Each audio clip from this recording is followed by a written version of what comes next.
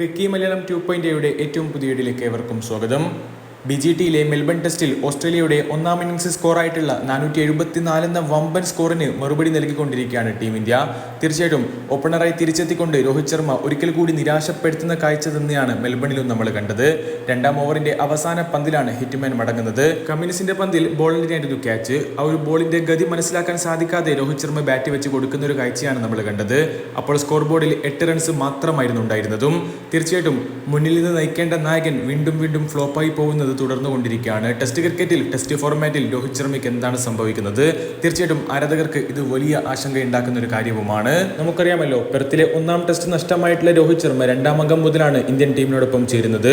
KL Rahul ഓപ്പണറായി തിളങ്ങിയതോടുകൂടി രണ്ടാം test മുതൽ രോഹിത് തന്റെ പഴയ ബാറ്റിംഗ് പൊസിഷനായിട്ടുള്ള 6ാം നമ്പറിലേക്ക് മാറുകയും ചെയ്തു. സ്വയം മാറിക്കൊടുക്കുകയായിരുന്നു.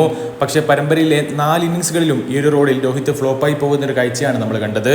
ഇതിനെ തുടർന്നാണ് മെൽബണിലെ 4ാം ടെസ്റ്റിൽ തന്റെ ഫേവറേറ്റ് പൊസിഷനായിട്ടുള്ള ഓപ്പണിംഗിലേക്ക് തന്നെ രോഹിത് ശർമ്മ മടങ്ങിയെത്തിയിട്ടുണ്ടായിരുന്നത്. രാഹുലിനെ 3ാം നമ്പറിലേക്ക് മാറ്റുകയും ചെയ്തു. ഓപ്പണിംഗിൽ രോഹിത് തന്റെ യഥാർത്ഥ മാജിക്കൽ ടച്ച് വീണ്ടെടുക്കുമെന്ന് പ്രതീക്ഷിച്ചിട്ടുണ്ടെങ്കിൽ കൂടി ഇന്നും അത് സംഭവിക്കാതെ പോകുന്ന ഒരു നിരാശാജനകമായിട്ടുള്ള കാഴ്ച. സ്വാഭാവികമായിട്ടും രോഹിത് ഈ ഒരു BGTയോടുകൂടി ടെസ്റ്റ് ഫോർമാറ്റിൽ നിന്നും വിരമിക്കണമെന്നുള്ള വലിയ തോതിലുള്ള ആവശ്യങ്ങൾ ഉയർന്നു വരുന്നുണ്ട്.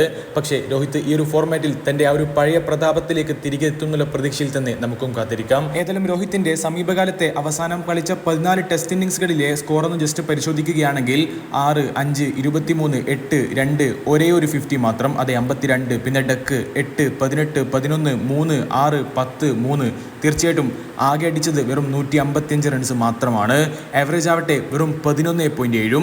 തീർച്ചയായിട്ടും ഇത് വളരെ മോശം ഒരു റെക്കോർഡ് തന്നെയാണ്. രോഹിത് ശർമ്മയെ പോലെയുള്ള ഒരു നായകനിൽ നിന്നും ഒരു ബാറ്ററിൽ നിന്നും നമ്മൾ ഇതെല്ലാം പ്രതീക്ഷിക്കുന്നത്. രോഹിത് എത്രയും പെട്ടെന്ന് തന്റെ ആ ഒരു ഫോമിലേക്ക് തിരികെ എത്തട്ടെ. ഇതോടുകൂടി ഹിറ്റ്മാനെ തേടി ഒരു മോശം റെക്കോർഡും വന്നെത്തിയിരിക്കുകയാണ്. രോഹിത് 10 ഇന്നിംഗ്സുകളിൽ 15.55 മാത്രമാണ് average. In SENA test as a captain this is the lowest average by any Indian captain in last 75 years. SENA ടെസ്റ്റുകളിൽ ക്യാപ്റ്റന്മാരിൽ അവസാനത്തെ 75 വർഷങ്ങളിൽ ഏറ്റവും കുറഞ്ഞ ആവറേജ് സ്വന്തമാക്കുന്ന ഒരു നായകനായി കൂടി രോഹിത് ശർമ്മ മാറിക്കഴിഞ്ഞിരിക്കുന്നു.